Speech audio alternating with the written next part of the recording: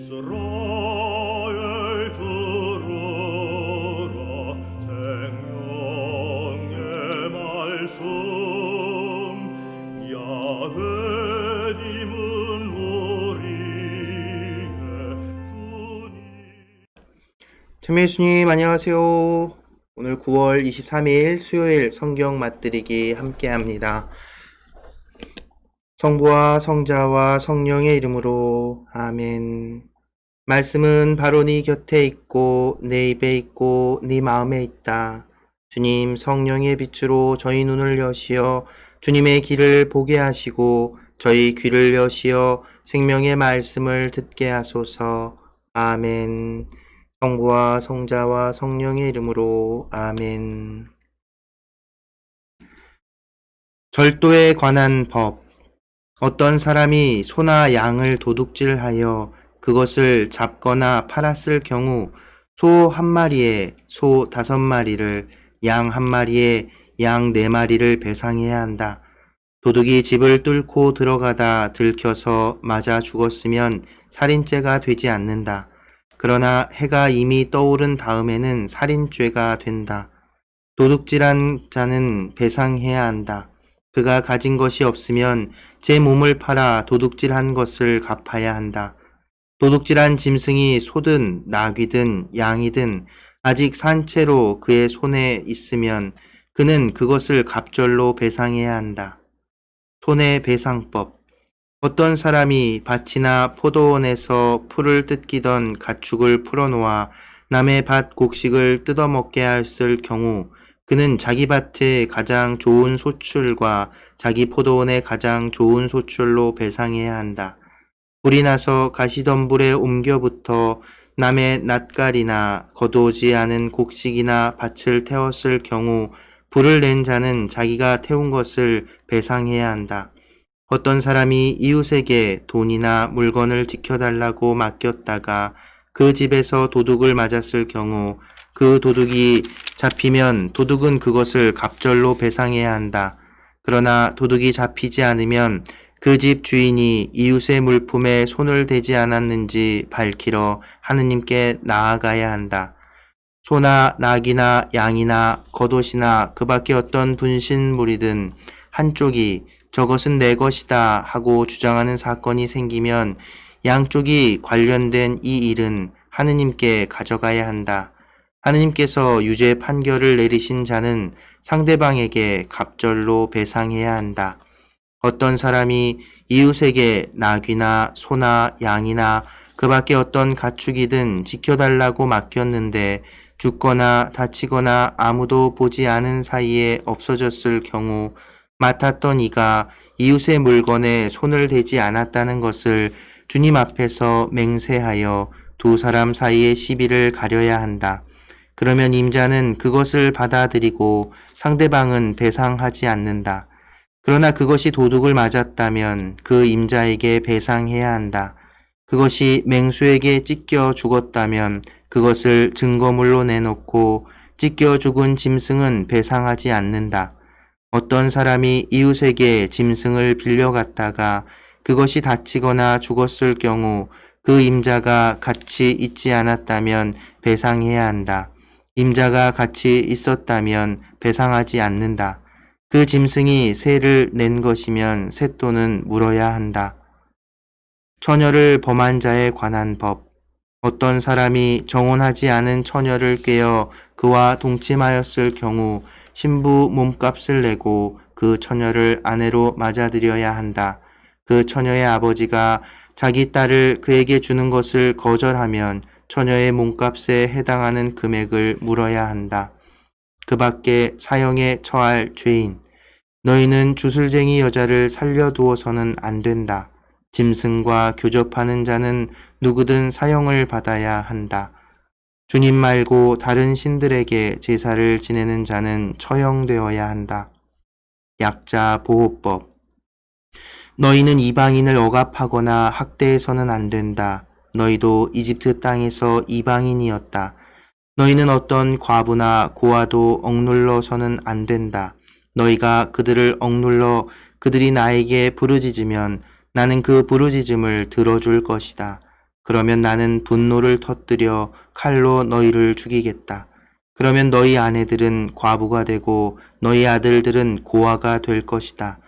너희가 나의 백성에게 너희 곁에 사는 가난한 이에게 돈을 구워 주었으면 그에게 채권자처럼 행세해서도 안 되고 이자를 물려서도 안 된다. 너희가 이웃의 겉옷을 담보로 잡았으면 해가 지기 전에 돌려주어야 한다. 그가 덮을 것이라고는 그것뿐이고 몸을 가릴 것이라고는 그 겉옷뿐인데 무엇을 덮고 자겠느냐? 그가 나에게 부르짖으면 나는 들어줄 것이다. 나는 자비하다. 하느님을 섬기는 몇 가지 법.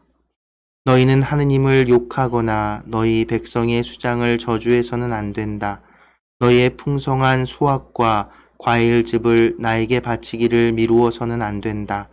너희 아들들 가운데 마지는 나에게 바쳐야 한다. 너희 소와 양도 그렇게 해야 한다. 이래 동안은 어미와 함께 두었다가 여드렛 날에는 나에게 바쳐야 한다. 너희는 나에게 거룩한 사람들이 되어야 한다. 너희는 들에서 맹수에게 찢긴 짐승의 고기를 먹어서는 안 된다. 그런 것은 개에게나 던져 주어야 한다. 성부와 성자와 성령의 이름으로 아멘. 말씀은 내 발의 등불이요 나의 길의 빛이옵니다. 주님, 저희가 성경을 생명의 말씀으로 믿고 기도하며 살고 선포하게 하시어 언제나 성령 안에서 평화와 기쁨을 누리게 하소서. 아멘. 성부와 성자와 성령의 이름으로 아멘. 참 예수님 안녕하세요. 네, 오늘도 계속해서 이 계약의 책에 실린 내용들, 법들을 이렇게 읽고 있습니다. 이 법들 옛날 법이죠. 이스라엘의 이제 율법이라고 하는 것들. 그런 얘기 들어보셨죠? 이스라엘은 지금도 율법이 남아 있고 그 법을 이렇게 해보면 어떻게 분류하느냐에 따라서 다르지만 600여 가지가 넘는 그 조항들이 있고 그 조항들을 이렇게 지켜나가고 요즘까지도 지켜나가고 있다고 합니다. 그리고 그런데 이제 조금은 이제 답답한 부분들이 오늘날 우리가 보기에 많이 있지요.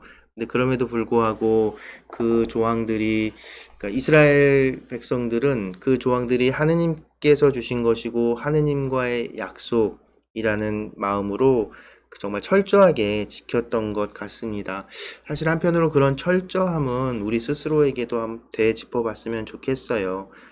불합리해 보이지만 이건 아닌 것 같지만 하느님께서 명하신 것이기에 그것을 지키려는 그 마음, 아브라함이 처음 이삭을 바치라는 하느님의 말씀을 따랐던 그런 마음이지 않을까 싶습니다. 그럼에도 불구하고 예수님께서 어떤 그런 불합리함들을 많이 해소시켜 주셨죠. 당장 오늘 나오는 법들 조항들 중에서도 약자를 보호하는 법 조항들이 있잖아요. 그 약자는 누구냐면 이방인, 그리고 종들, 그리고 고아, 과부들. 그러니까 그 가부장적인 사회에서 과부들의 위치는 굉장히 보호받지도 못하고 위험한 처지에 되어 있고 사실 먹고 살 길이 막막한 상황이었습니다. 아들이라도 장성한 아들이라도 있으면 괜찮은데 그렇지 않을 경우 또 거기에 고아들, 아이들은 지금처럼 아이들을 이렇게 보호해주고 이런 분위기가 아니었던 거죠. 그냥 정말 값싼 노동력 정도로만 취급했던 시기였습니다. 그럴 때 이런 약자들에 대한 보호를 해야 한다고, 그리고 그것이 그 이유에 대해서 이렇게 이야기하죠. 그들이 나에게 부르짖으면 나는 그들이 응답할 것이다.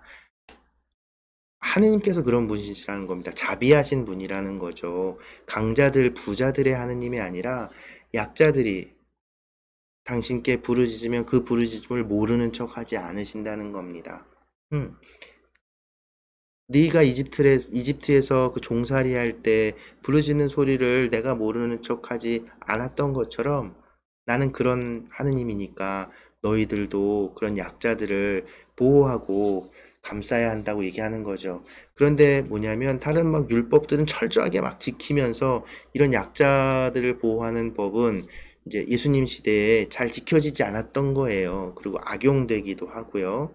그리고 뭐 이혼장을 해서 여성들 이제 과부로 만들고 막 하는 그런 행태들이 이렇게 막 범해졌던 것이죠. 그러니까 예수님이 막 나무라신 거예요. 너희들은 율법을 하나 그렇게 바뀌지도 않고 그렇게 철저하게 지키면서 정말 그 율법을 통해 하느님이 제시하고자 하셨던 그 자비의 모습은 왜 갖지 않느냐라고 지적하는 거죠. 우리 역시 근데 사실 우리는 또 한편으로는 그런 철저함을 좀 뭐죠? 갖지 못하고 사는 건 아닌가라는 그런 생각도 좀 해봅니다. 그럼에도 불구하고 역시 이제 하느님께서 주시는 이 법 조항들은 그 근본적인 가치 예수님께서 우리에게 설명해 주시고 알려주신 자비하시고 용서하시는 하느님, 또 그러기에 우리 역시도 그 하느님의 자비를 받아들이고 받은 것처럼 실천하고 이웃들과 나누어야 한다는 것, 그것을 잊지 않았으면 좋겠습니다.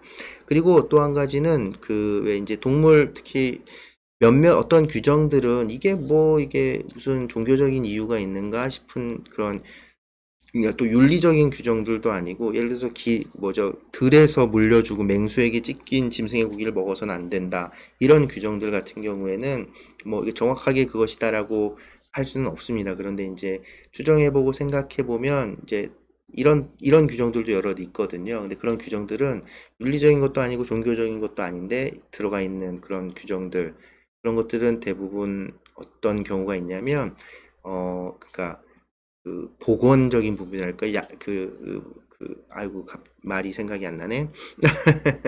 예, 위생에 관련된 규정들이 있다는 거예요. 그러니까 그것은 가지고 있는 거냐면 그런 들에서 찢긴 짐승들을 그냥 먹으면 위생적으로 질병을 초래할 수 있는 가능성들이 있잖아요. 실제로 최근 벌어진 이 사태 안에서도 그 원인이 됐던 것이 이제 야생동물 고기 뭐 관련이 있던 것처럼 이제 당시에도 그런 경험적으로 그런 것들이 위험할 수 있다는 것을 알았고 그것을 이제 막기 위한 조치들이 이제 이런 율법들 안에 그리고 그 동시대의 다른 그 이방인들, 다른 국가들, 민족들의 법들에도 담아 있는 것들을 볼 수 있습니다. 그러니까 그런 것들 보면 재미있지요. 그러니까 사람들에게 지금의 어떤 기준으로 설명해주면 받아들여지지 않으니까 그런데 그것을 위험한 것이고 그것을 막기 위해서 이제 이런 하느님의 율법으로 이제 율법에 담아서 그런 위생과 보건 그런 것들도 처리했었던 그런 모습들도 볼 수 있는 겁니다. 그러니까 단지 특히나 성경, 특히나 이 법전 부분들은 오늘날의 기준과 관점으로만 바라보아서는 그 의미들을 찾기가 더 힘들다는 것이죠. 네, 계속해서 법들 이야기가 나오기 때문에 지루해질 수 있지만 지치지 마시고 함께 계속 읽어 나가시기 바랍니다. 오늘은 우리 의정부교구에서 계속 조금 매번 이제 만들어내는 컨텐츠가 있는데요. 향기 품은 생활성가라는 게 있습니다. 그래서 생활성가 우리 의정부교구 내에 있는 생활성가 팀 희주다라는 팀과 함께 교구청 홍보국에서 만들어내고 있고요. 묵상글 제시하고 희주다에서 또 그 묵상글과 맞는 생활성가들을 불러주고 그것들 이렇게 올려주는 컨텐츠예요. 여러분들 오늘은 제가 노래 부분만 들려드릴 텐데 제가 또 여기다 뾰로롱 해서 띄워드릴 테니까 찾아가서 그 묵상글도 들어보시고 하시면 도움이 되실 겁니다. 네, 오늘도 함께 해주셔서 감사합니다.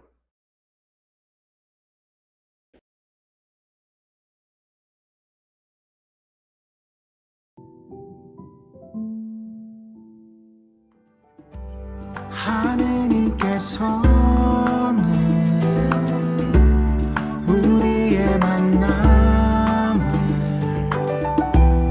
계획해 놓으셨네. 우린 하나 되어 어디든 가리라. 주위에 서라면 무엇이든 하리라.